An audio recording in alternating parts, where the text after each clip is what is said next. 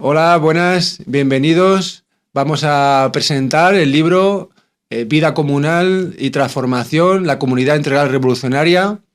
Es un libro que he escrito junto a Félix, por eso está aquí conmigo, lo vamos a presentar los dos.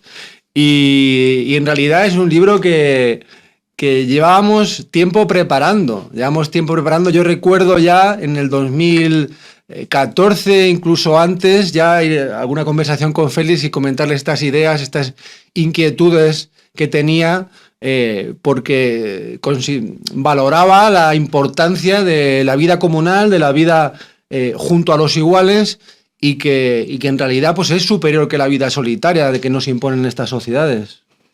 ¿Recuerdas, Félix, Claro. esas conversaciones? Sí, ahora mismo no hay nada que signifique la ilusión o la marcha A, o al menos la reivindicación de vidas en comunidad, de vidas colectivas. Todos son proyectos politiqueros, proyectos de transformar la sociedad actual en el sentido de hacerla más potente, ¿no? A través de reformas. Es decir, vivimos una época triste porque siempre ha habido movimientos, personas que querían vivir en comunidad, hoy no.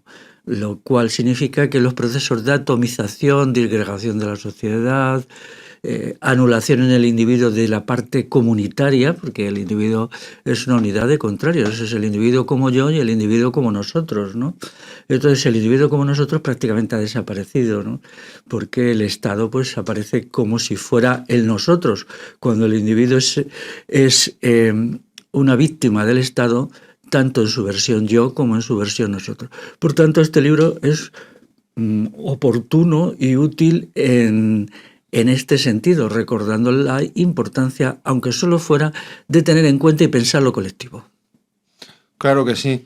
Y para comprarlo, tengo que decir, bueno, de hecho ya para sacarlo adelante, para publicarlo, tuvimos finalmente que acudir a crear nuestra propia editorial, sobre todo nuestro amigo Antonio Hidalgo, y tuvimos que, para poder publicar y ser un poco visibles ante el nivel de censura que nos encontramos hoy en día, que es tremendo, ¿no? Y los problemas en librerías, para poder estar en librerías y online y en todos los sitios. Entonces se creó la editorial Bagauda, que es como se llama, ¿no? Esta editorial nueva. Este es el primer libro, que habrá, esperemos, muchos más, y para poder comprar el libro os podéis dirigir a su página web, que se llama como el nombre, editorialbagauda.com, todo junto. Y ahí podéis acceder, haceros con una copia del libro. Y bueno, comentar que el libro se divide en dos partes: un prefacio, que es el que firmamos Félix y yo, y luego la parte constructiva, que es el proyecto en sí, el proyecto para la formación de comunidades, y que también Félix me dio un aporte, pero digamos que me encargué yo más de esa parte. Y bueno, en la primera parte, por empezar a hablar ya, meternos en materia, la primera parte del prefacio, una gran importancia se da a la parte histórica. Y en esa parte histórica hablamos de varios aspectos, ¿no? De varias cuestiones, momentos históricos importantes en el que lo popular fue potente y resaltó en lucha contra los estados, y uno de ellos, por donde empieza, es sobre los esenios, un movimiento que inspiró luego el cristianismo, que ya hemos hablado en otros textos, por eso ahora no hablaremos. Pero sobre los esenios, ¿por qué fueron importantes, Félix? Si podemos apuntar a alguna idea.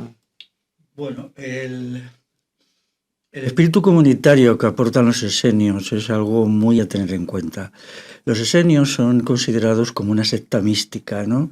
En realidad siempre es lo mismo, místico, pero místico, ¿qué quiere decir místico, no? Parece ser que es místico, ¿no? O una secta espiritual. ¿Qué significa espiritual, no? Yo ya me estoy cansando de estos adjetivos y algún día lo vamos a aclarar, ¿no? En realidad, los esenios eran una gente muy combativa, que usaba armas, ¿no? Y que tenía allá en la Palestina del siglo III antes de nuestra era, pues era la parte más combativa del pueblo judío, ¿no? Que ellos estaban en contra de los diversos potencias imperialistas que les habían ido dominando y luego el final de Roma, ¿no? Se caracterizaban por un fuerte sentido comunitario, por una vivencia de lo colectivo, y de ahí surgen pues muchos movimientos, ¿no? En la época palestina, el pueblo judío, en su base popular, porque en su base oligárquica pues no se diferenciaban de otras oligarquías, pues tenían una gran efervescencia de movimientos y todos eran fuertemente comunitarios. Porque también estaban los bautistas, que, ¿no?, algunos los llaman así, que eran los seguidores de Juan el Bautista. Los celotes también. Los celotes, quizás los celotes eran menos comunitarios, los celotes eran nacionalistas judíos, ¿no? Fariseos. Fariseos. Los celotes eran, bueno, gente que sobrevaloraba la función de la violencia en la historia. Igual que otra gente la infravalora, ellos tenían un aprecio excesivo a la violencia, ¿no? Pero bueno, los evangelios, una parte de la gente que acompañaba a Cristo eran celotes, claramente. Por lo menos hay 2 celotes ahí metidos, uno es San Pedro, ¿no? Entonces, pues de ahí sale el cristianismo también, ¿no? Y el comunitarismo, la creencia que la vida en comunidad es buena y satisface la necesidad de vivir con, que está en la esencia del humano, pues ellos lo tenían muy presente. Claro que sí. Y para ello creo que en el prefacio hacemos un análisis bastante interesante y siempre partiendo de los textos originales también, de los esenios, y creo que es una aportación importante en ese sentido. Luego, como he dicho, cristianismo ya hemos hablado, Félix también en otros textos, y yo en el prólogo al libro de Salviano de Marsella también hablé, por tanto no me repetiré aquí, que hay otros vídeos también en mi canal sobre eso. Pero me gustaría hablar sobre los donatistas o circunceliones, que no se habla nunca tampoco de ellos, y cuando se habla es para manipularlos, ¿no? Porque fueron unos cristianos que fueron norteafricanos de la región de Túnez, Argelia, esa parte, y fueron los únicos que ante el avance del Estado romano, de las grandes persecuciones que hicieron, fueron los únicos que no olvidaron esa convictividad original que comentaba Félix, judía del pueblo en armas, y ellos la mantuvieron, a diferencia del resto de cristianos que se dejaron asesinar la mayoría y otros simplemente aceptaron la iglesia, que es la iglesia romana que se creó. Pero ellos fueron los únicos. Y por eso, por esa resistencia, se les ha llamado de todo, vamos, se les ha insultado a más no poder, cuando fueron realmente los que fueron fieles al pueblo en armas, a la lucha por la libertad, por el sambrarismo, por el comunitarismo. Y creo que es importante rendirles ese homenaje, recordarles y aprender de ellos, porque es verdad que cometieron errores, ¿no, Félix? Como comentamos también, que cometieron, sobre todo al principio, que quizá por su bondad o por su inocencia quisieron pactar por Roma, ¿no? Con Constantino, cuando se creaba la iglesia, y al final pues fue muy tarde cuando querían darse cuenta y no supieron responder. Pero por lo menos dieron una lucha con sus dificultades, dieron una lucha ante el Estado romano, ¿no? Que era lo que importaba. Hay que precisar, para que la gente se sitúe, que donatistas viene de que siguen a un obispo norteafricano que se llamaba Donato. En realidad ese es el calificativo insultante que les pone San Agustín. San Agustín, el santo tan querido por todos los papas, fue un enemigo a muerte de los donatistas, pero a muerte. Él y algunos más que andaban con él, pues siempre pedían al Estado romano que interviniera para hacer matanzas de lo que ellos llamaban donatistas. En realidad ellos se llamaban simplemente milites Christi, o sea, combatientes por Cristo. Y crearon una sociedad muy interesante que se basaba en la liberación de los esclavos, en la toma y destrucción de las haciendas esclavistas que había en el norte de África. Pero bueno, luego pues fueron barridos por el vendaval de la historia, y con la entrada del Islam allí, los últimos restos del movimiento también se le llamaba circunceliones, milites Christi, pues fueron pasados a espada, ¿no? Pero ya estaban bastante vencidos, pero son ejemplos de vida comunitaria, que hoy es terrible hasta qué punto el individuo no está interesado en lo comunitario, todo es un yo aislado, un yo solitario, ¿no? Fíjate el libro este cuando ya salió hace 20 años en Estados Unidos, el famoso Solos en la Bolera, ¿no? Que explica cómo ahora la gente va allí a la bolera a jugar a los bolos solos, cuando era un deporte comunal, colectivista, pero hasta hace 25 años, ¿no? Donde se iba en grupos de amigos, compañeros de trabajo, vecinos y tal, ¿no? Eso es trágico porque detrás de esta vida solitaria impuesta desde arriba y por alguna gente, en fin, gente que realmente está loca, ¿no? Deseada, pues está la enfermedad mental. La enfermedad mental es la desembocadura de todo esto, ¿no? Entonces el libro este que estamos comentando, el libro que es obra de José Francisco, pues es un libro que también tiene un alivio a la presión de la desestructuración de la mente que origina la soledad, porque la soledad es una mutilación del sujeto, de la misma manera que puede haber una vida muy, muy colectiva que no deje espacio a lo individual.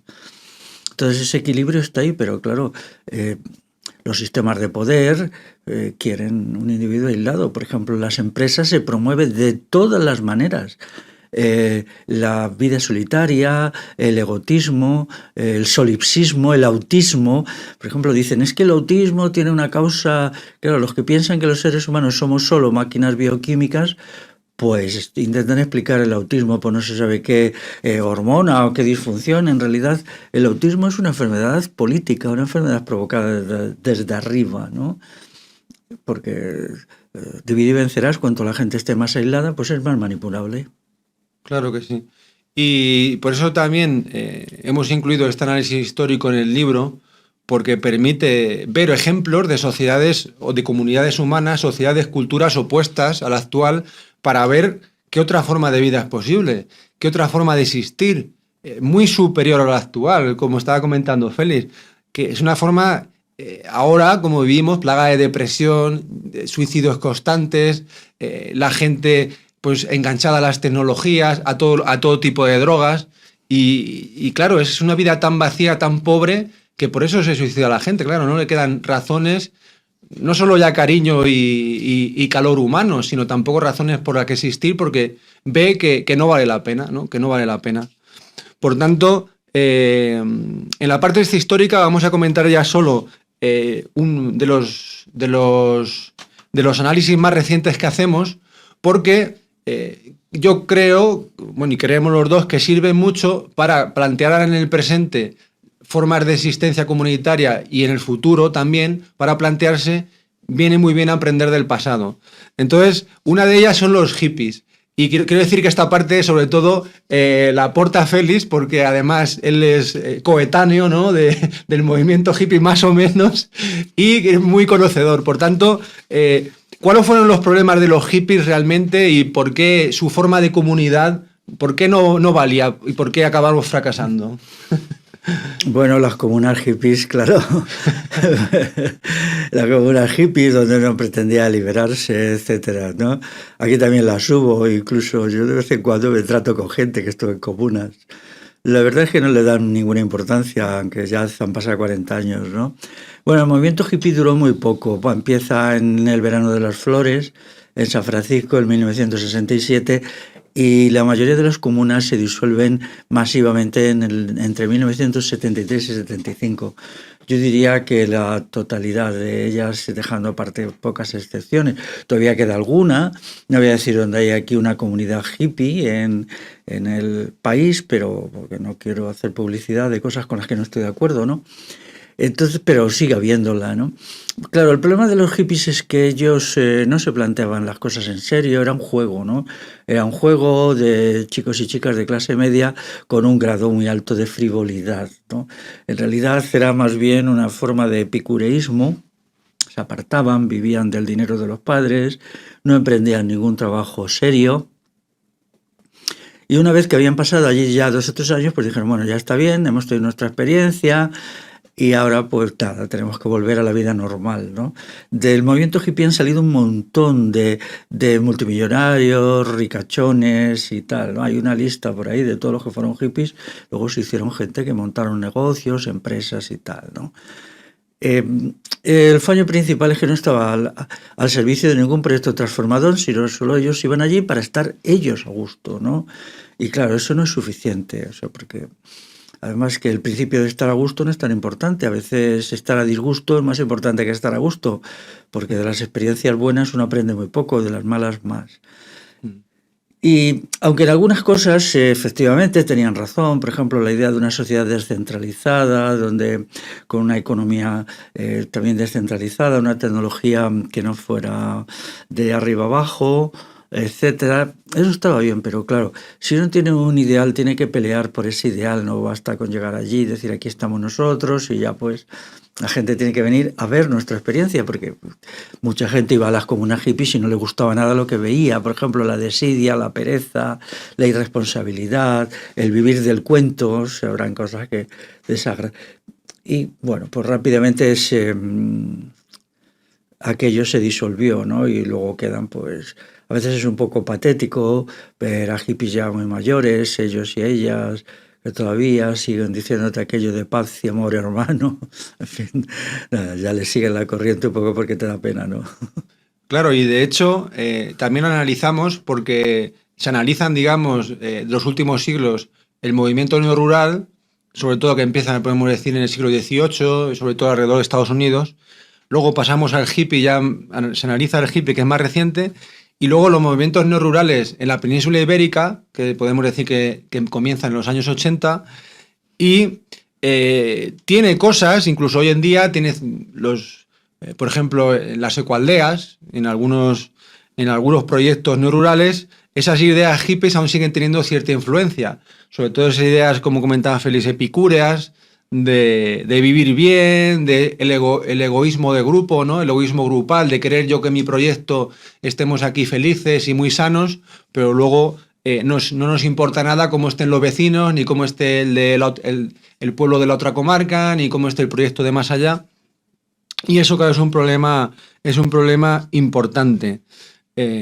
Las ecoaldeas podemos decir que tenían sus cosas positivas, pero somos bastante críticos en el libro, pero que tienen carencias importantes, sobre todo las más conocidas, que son las que se pueden hallar muy fácil metiéndose uno en internet o buscando un poco de información sobre ellas. Tienen incluso son dependientes de las instituciones, tanto del Estado español por medio de subvenciones, ayudas, cursos, como también incluso de la Unión Europea, que tienen proyectos en común, etcétera, como se comenta en el libro. Luego también es verdad que hay otros proyectos, a veces se llaman caldeas, a veces no, que son más independientes, que tienen cosas más positivas, pero por desgracia tenemos que decir que esos proyectos o están demasiado aislados o no tienen una cosmovisión suficientemente desarrollada y no se proyectan hacia afuera ni plantean realmente un cambio ni un combate. Entonces, claro, tampoco los podemos juzgar en el libro porque no se conocen, ¿no? Ni se dan a conocer, y por tanto hay que deducir que tampoco quieren ser conocidos o no pretenden una transformación de la sociedad, porque para ello tendrían que estar ahí en la sociedad, ¿no? Y entonces, Félix, así en este sentido, ¿cuáles son estas carencias principales del movimiento rural de los últimos años, de las últimas décadas, incluyendo las alcaldeas y un poco en general, porque nos va a servir esto, porque obviamente los proyectos que se han formado en comunidad los últimos años, vamos a decir que la mayoría han sido rurales. En las ciudades, por desgracia, no se ha dado, pero este libro también pretende que sirva para que ese movimiento se dé en las ciudades. Pero como se ha dado en el ámbito rural, para que podamos aprender de los errores que se han hecho en los últimos años, y es lo que se pretende en este libro, aportar conocimientos para no repetirlos y superarlos. Entonces, esas carencias principales, ¿cuáles han sido?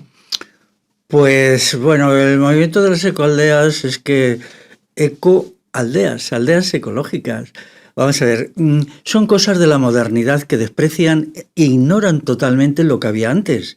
Es decir, aquí ha habido una vida comunitaria que está concentrada en la cuestión del comunal.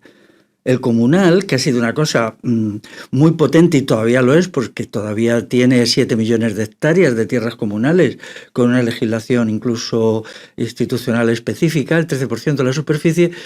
Toda esta gente llegaba y eso no lo tenía en cuenta, como si fuera nada. Es decir, ellos tienen como una arrogancia, una suficiencia de considerar que lo que han hecho las generaciones precedentes es cero, cuando lo que han hecho las generaciones precedentes es 100.000 veces mejor. Cualquier aldea hace 80 años de cualquier territorio del Estado español era una ecoaldea, porque era 1000 veces más ecológica que lo que ellos hacen, que luego en gran medida es una farsa, ¿no? Porque en una sociedad basada en la destrucción de la naturaleza, pues las ecoaldeas se integran ahí. O sea, la idea de que ellos pueden ir contra la corriente, eso es falso.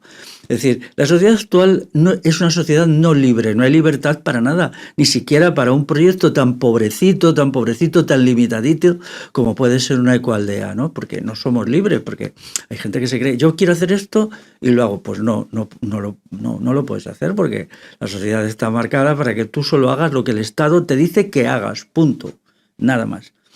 Entonces, ese es un error. En segundo lugar, no plantearse la idea de transformar el conjunto de la sociedad. Quieren que su proyecto funcione y al final las poquísimas ecoaldeas que sobreviven pues se acaban convirtiendo en un lugar de subvenciones donde van a pasar los veranos gente de la clase media que, bueno, pues se cree, estos chicos y chicas de la clase media, bastante pijos, que creen que ellos pues van a salvar el mundo a partir de estar en una ecoaldea. Eso es ridículo, pero no tienen ningún lazo con los campesinos del lugar, salvo de enfrentamiento. Entonces no se plantea nada, ¿no? Pues lo primero que hay que hacer es integrarse en el mundo rural real, en el real, no en alguna ficción que nos hayamos inventado en la cabeza. Así pues son nada, ¿no? Partiendo de la idea de... Porque si algo es importante, no es la aldea ecológica, sino la aldea convivencial. La aldea convivencial, porque estas cosas o son convivenciales o no son. El fundamento, igual que o son revoluciones, es decir, tienen una proyección de cambio general, o no son, o se convierten en cosas anodinas, triviales, que, pues eso digo. O sea, me gustaría saber que una sola ecoaldea que no viva de subvenciones, directas o indirectas, y entonces cuando haya alguna, me avisáis que voy a verla, ¿no? Porque entonces me la tomaré en serio. Y claro, pues el asunto tiene que ser diferente, porque con el dinero fácil de las subvenciones no se hace nada.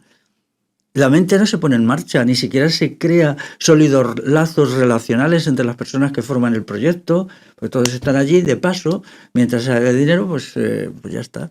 Pero bueno, si no hay dinero y uno tiene que vivir del propio esfuerzo, es ahí donde la gente se hace fuerte y se hacen personas, y no los sujetos subsidiados que son a la larga patéticos, ¿no? Porque son personalidades desestructuradas. Entonces, estas dos son las cuestiones: convivencialidad y revolución, o revolución y convivencialidad, según os guste. Claro, como comentas, Félix, la revolución, ¿no? La necesidad de metas trascendentes. Eso es básico. Y lo podemos ver incluso a nivel personal, como no tengamos una esperanza de unas metas, unos objetivos en la vida, al final nos quedamos sin energía, ¿no? Sin sangre, sin vida. Nos quedamos ahí pasivos, casi pasando un día tras otro, viéndolo pasar, sin actuar, ¿no? Sin energía, sin vitalidad. Y esto es crucial. Si no se tienen esas metas trascendentes, al final, a nivel personal y también a nivel colectivo, no tiene esa fuerza, esa vitalidad que hace falta, ¿no? Esa proyección. Y claro, la revolución, pues, por así decirlo, es la máxima meta. Es la meta de lograr que lo humano se exprese en lo máximo posible, en todas las dimensiones, ¿no? La dimensión intelectual, la dimensión emotiva, la dimensión convivencial, la dimensión también de conexión con la naturaleza. Y todas estas dimensiones, si se persigue establecer una sociedad que se pueda dar de la libertad, porque obviamente ahora no lo es, eso requiere un esfuerzo muy grande de todos y cada uno de los miembros de la comunidad o de una familia o a nivel individual de la persona, y eso nos va a impeler a dar lo máximo de nosotros mismos. Y ahí es cuando, si nos ponemos en común personas que tengan esta creencia, que tengan esta esperanza, pues podemos dar mucho y podemos aportar mucho. Pero si no, como decía, ¿no? Si simplemente se busca el placer o el pasarlo bien, pues eso no nos exige, no nos autoexige, nos autoexigimos. Y al final, pues claro, acaba degradando como es lógico. Y esto tiene mucha relación con la idea de sujeto que ni el movimiento neorural, prácticamente, ni ningún otro movimiento, por así decirlo, en la actualidad se preocupa por el sujeto, que tiene el sujeto convivencial, como ha dicho Félix, ¿no? De la convivencia, que es crucial, y el sujeto en sí, como la idea de esfuerzo, la idea de combate, la idea de épica, que si no nos preocupamos por el sujeto o simplemente cogemos unas teorías orientalistas de la nueva era, de la New Age, o de todas estas cosas, de hacer yoga y tal, que simplemente nos enseñan a ser sumisos, a ser tranquilitos, a ser unos buenos esclavos, ¿no? A ser unos pusilánimes, pues, claro, ¿qué tipo de sujeto sale de ahí? Pues un sujeto destruido. Por ello, seguramente, según como hacemos en el análisis, los orientalismos sea la ideología más importante junto con el ecologismo, ¿no? De las ecoaldeas. Porque ¿no? Así el ecologismo su nombre indica. Y esto es uno de los grandes problemas. Si no nos preocupamos por el sujeto, y creo que con este libro hemos intentado hacer énfasis y plantear cómo también, como la necesidad de nosotros autoconstruirnos como sujetos individuales y luego en comunidad apoyarnos en esa autoconstrucción para crecer juntos y también para trabajar por la revolución, porque la revolución no es una meta que se alcance, es siempre el esfuerzo y el esfuerzo por la revolución y por la mejora personal y social, pues sin eso no se va a conseguir nada, ni a nivel, como digo, individual, ni a nivel grupal, ni social. Y bueno, en este sentido, podemos hablar ahora, Félix, si te parece, de algunas de las aportaciones que, bueno, que ya hemos comentado, ¿no? La idea de sujeto, de metas trascendentes, que se plantean con este libro y que nosotros queremos transmitir para que pueda esa vida comunitaria triunfar, si es posible. En primer lugar, hay que considerar en el momento en que se propone la creación de estas comunidades integrales revolucionarias, que no es como cuando los hippies se lanzaron al ruedo, ¿no? Que era un momento de expansión del sistema. El sistema en realidad estaba subiendo y subiendo, ¿no? Había una imagen optimista del conjunto de la sociedad. Ahora la situación es otra. Todo el mundo, todo salvo una minoría de chalados, piensa que el futuro va a ser oscuro, va a ser negro, que el estado de bienestar ya no da de sí, claro, está prácticamente semiquebrado. Y entonces empieza la gente a verle las orejas al lobo. Eso no significa que se vaya a hacer más radical, porque dada la estructuración del sujeto que se ha hecho hoy, yo entiendo que este sujeto tan débil, tan blando, tan obsesionado con categorías como ser feliz, gozar, disfrutar y tal, que son categorías patéticas, ¿no? O sea, pues lo que va a hacer sobre todo es dejarse morir. Yo creo que un sector muy importante de la humanidad hoy, sobre todo en Occidente, no es capaz de hacer frente a lo que va a pasar, no dentro de 200 años, en los próximos 20 años, y de hecho ya lo está haciendo. Lo que está subiendo es el suicidio. Claro, son personas que no soportan la vida como es y parten de un problema muy grave, que es que ellos piensan que el dolor es malo, ¿no? Y a partir de ahí, como va a haber mucho dolor, pues porque lo va a haber inevitablemente, ¿no? Pues como tienen esa idea negativa de algo que lo va a haber en grandes cantidades, pues vamos, se ponen la soga al cuello ellos mismos, ¿no? Pero siempre habrá un sector minoritario que empiece a valorar las soluciones colectivas y ya empieza a haber algún esbozo, algún atisbo, decir, bueno, es que tenemos que hacer algo, tenemos que asociarnos, tenemos que constituir alguna forma colectiva de vida aquí y ahora, no solo en el futuro, que nos vaya permitiendo capear mejor el temporal que viene, ¿no? Los proyectos que hay sobre todo son de tipo reformador, pues vamos a estar juntos para... pues bueno, ya tenemos una edad y entonces para ayudarnos unos a otros, o vamos a estar juntos para sacar a los niños del cole porque allí les vuelan el cerebro y entonces montamos una escuela popular opuesta a la estatal.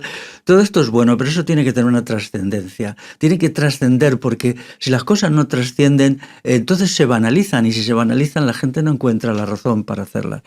En segundo lugar, la convivencia es un aprendizaje. O sea, nosotros no sabemos convivir, algo que para nuestros abuelos era lo más normal del mundo y era una cosa que se aprendía en la vida. A nosotros se nos ha educado en la no convivencia, en ser personas asociales. Somos sujetos asociales, ¿no?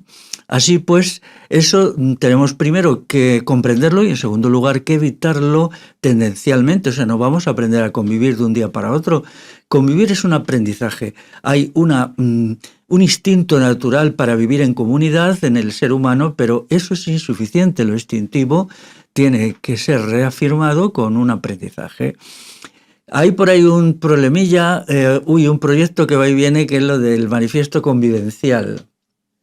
Quizá algún día se haga o no, pero es la idea esta, la idea de agarrar lo convivencial, que es también agarrar la ética relacional, ¿no? La ética relacional, los valores, porque hoy pues eso no, vamos, ninguna ética hoy interesa, ni la ética del yo ni la ética convivencial, porque teniendo la tecnología, ¿para qué necesitamos la ética, no? Se supone que la tecnología lo resuelve todo y el estado de bienestar, pues ya está, tecnología más estado de bienestar, a tomar por saco la ética. Bueno, así nos va, ¿no? Así estamos de tontos.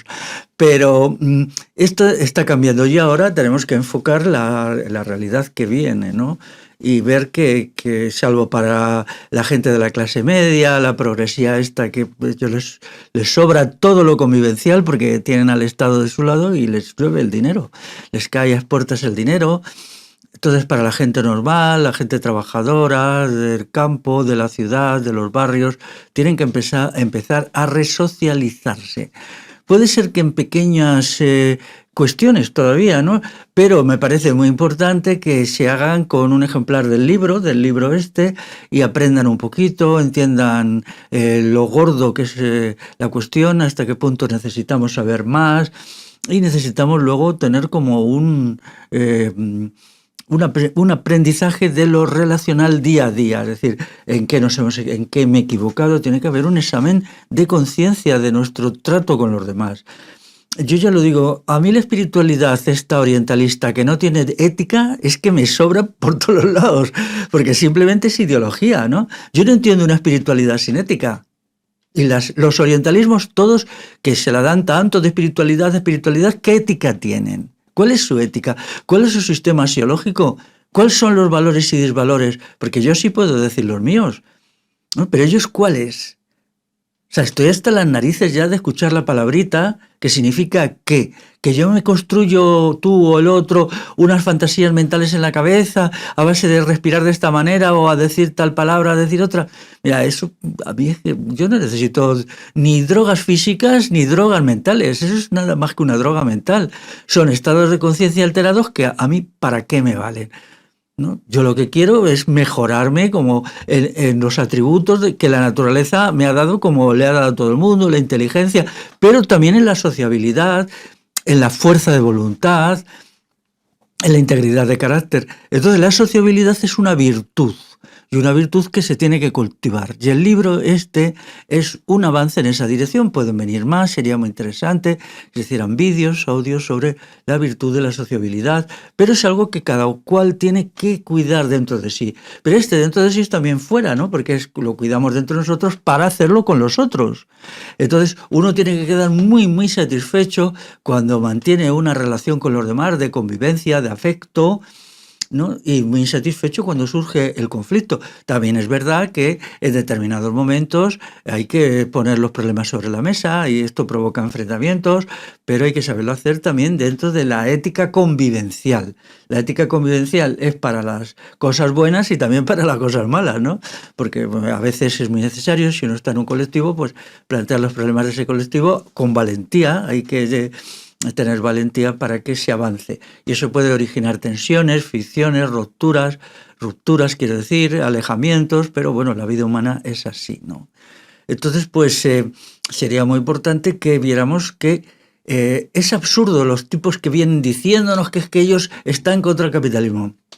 Mira, chaval, para estar contra el capitalismo lo primero que tienes que hacer es aprender a convivir porque solamente aprendiendo a convivir puedes crear una economía comunal. Entonces no me cuentes rollos desde el individualismo más extremo en que vives y del solicismo en que te mueves y que estás tan satisfecho de ello que estás en contra del capitalismo. Yo entiendo que estás en contra del capitalismo para crear un megacapitalismo en el cual tú seas el dueño de todos los medios de producción y de toda la riqueza. Eso es lo que... Pero si tú eres un anticapitalista de verdad, o sea, de corazón, sincero, amable, aprende a convivir, porque el capitalismo es el yo que domina todo y el comunalismo es el nosotros que estamos unidos en gran medida porque compartimos los medios de producción, los medios de trabajo que necesitamos. Así es.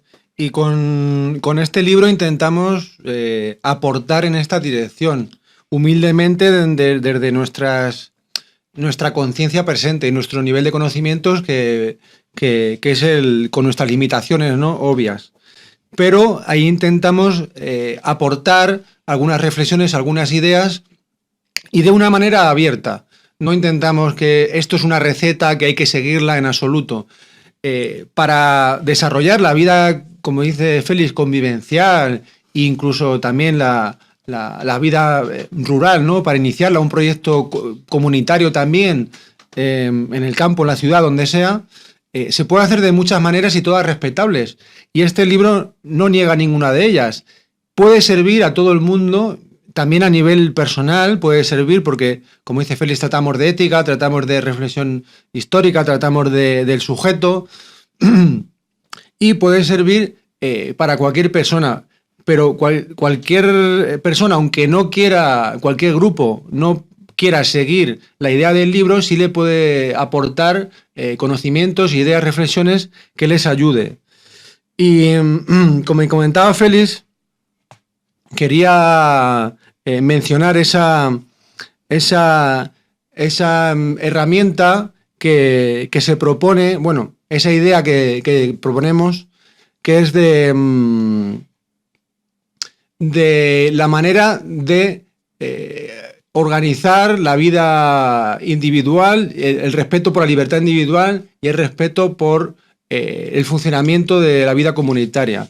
Es muy difícil, nosotros nos damos una idea definitiva, una respuesta definitiva, puesto que yo creo que es casi imposible, pero sí apuntamos algunas ideas de cómo puede llevarse a cabo. Una de ellas es buscando la máxima convivencia entre las personas y preocupándonos de intentar tener lo menos conflictos posibles y mejorándonos a nosotros mismos lo máximo posible, pero luego favoreciendo el debate, el conflicto en un nivel ideológico, intelectual, filosófico, en que se diferencien esos dos niveles, el nivel de la convivencia y el nivel de la organización del colectivo, y luego que pueda haber un nivel de conflicto, de debate intelectual, ideológico, etcétera, que ambos se puedan ir de la mano. Esto es muy complejo, ya lo sé, nosotros apuntamos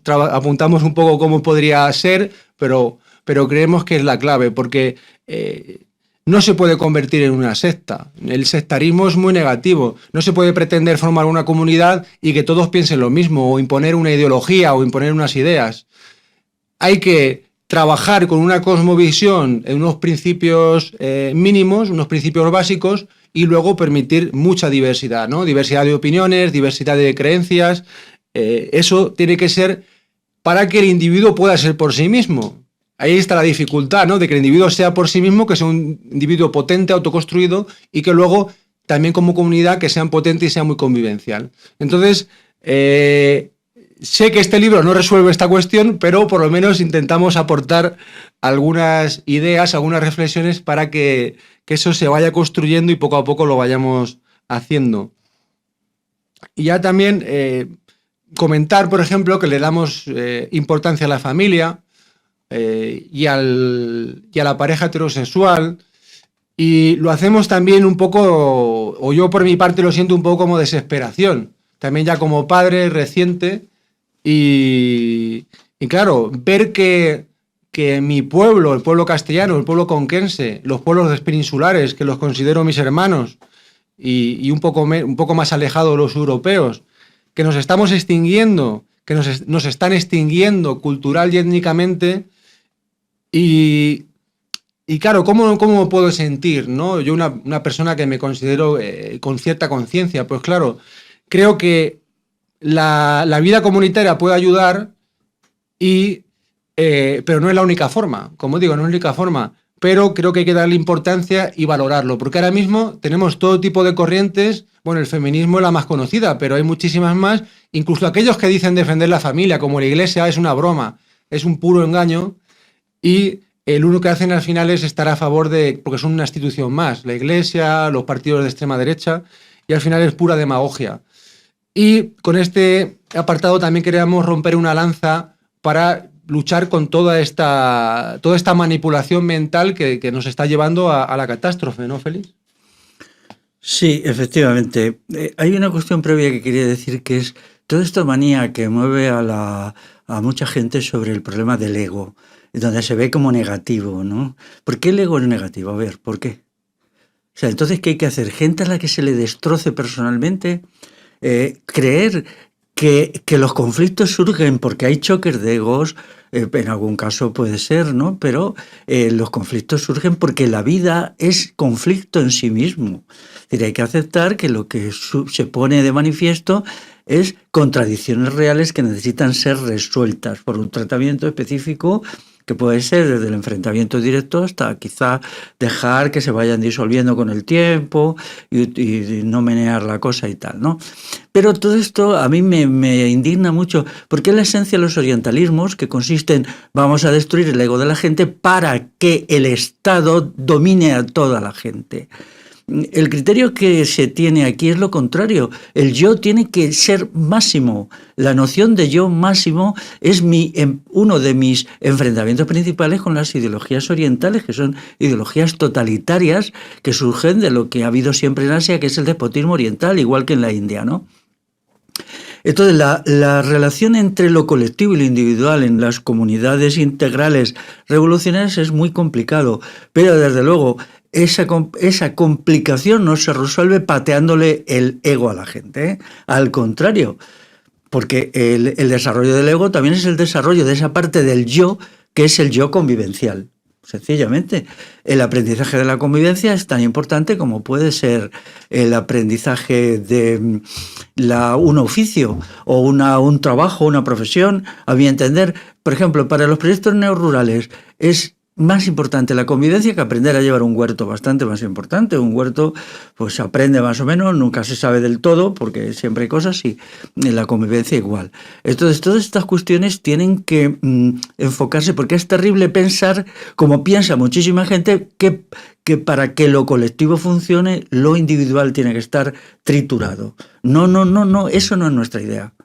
Entonces, ¿para qué trabajamos? Porque se supone que lo colectivo es para crear o proporcionar a las personas que lo integran bienes, pero resulta que para eso tenemos primero que hacer astillas al individuo. Tiene un contrasentido, ¿no? Por lo tanto, aquí hay dos cuestiones. Primero, el sujeto como sujeto, es decir, como yo individual, que se autoconstruye al máximo.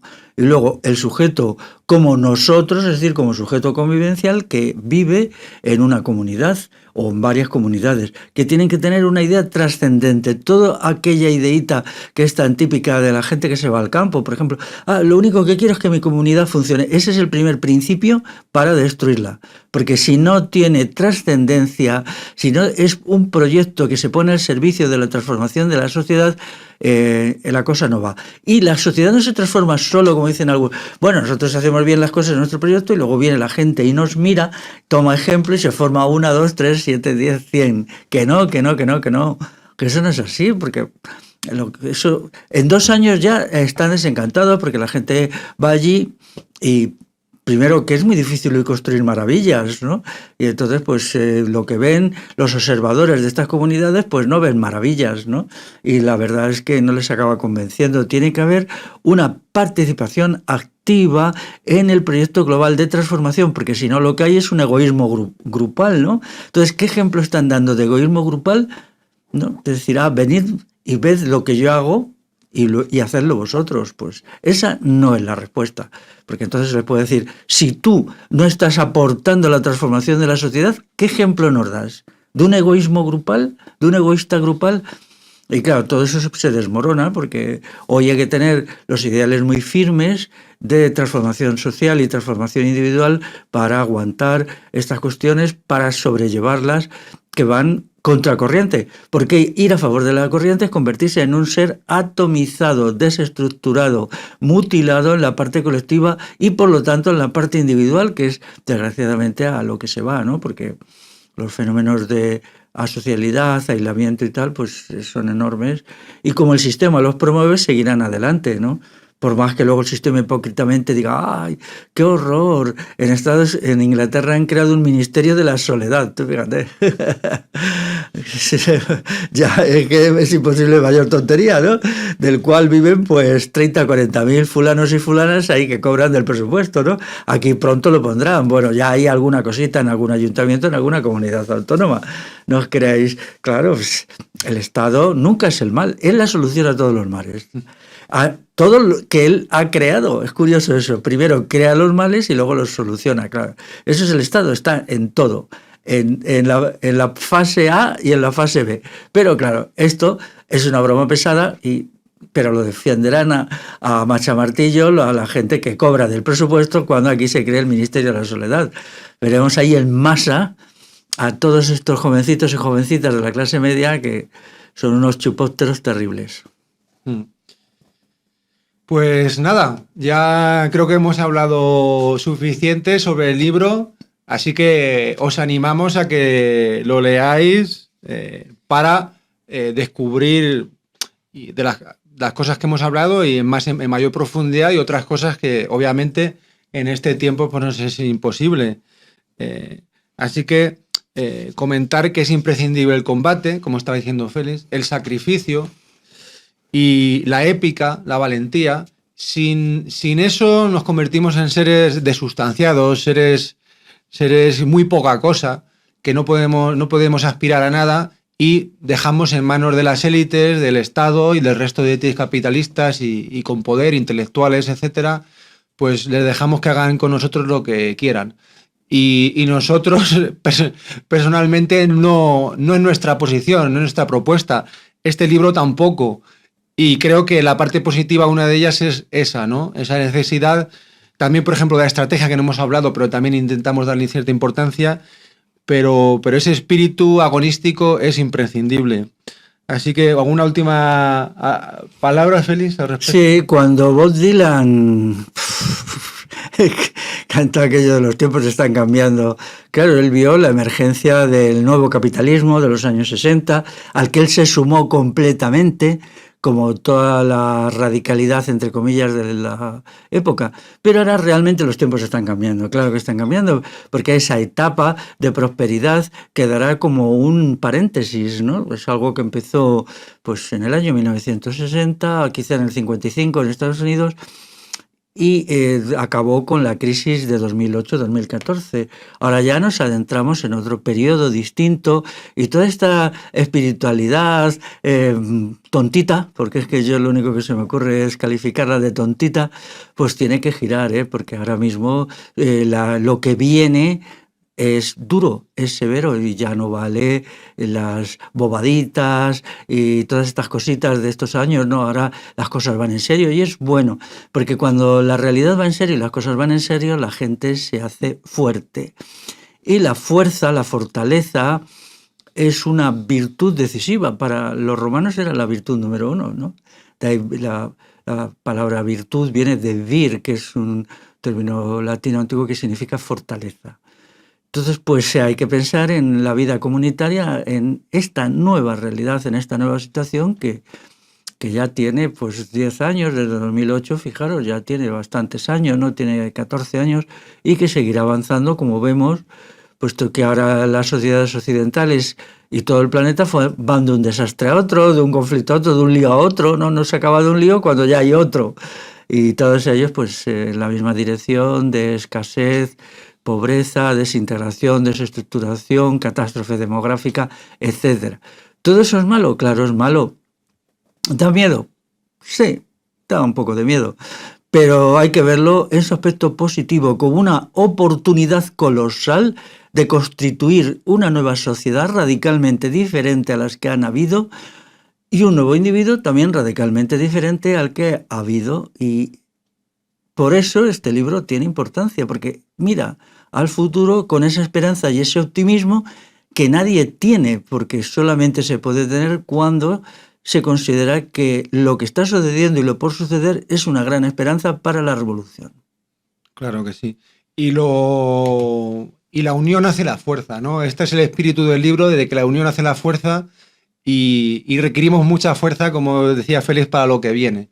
Así que quedémonos con ese espíritu de unión en todos los sentidos. No hace falta para formar una comunidad, es solo una opción, hay muchas, pero unidos, siempre los iguales, los de abajo, unidos. Así que ya recordaros que como pone en la descripción del vídeo, para cualquier duda que tengáis, aportaciones y si queréis también hacer que vayamos a hacer a presentaciones del libro a cualquier lugar de la península ibérica, al extranjero no vamos a ir, por supuesto, así que podéis contactar con nosotros ya que estamos a vuestra disposición. Un saludo. Gracias. Hasta luego.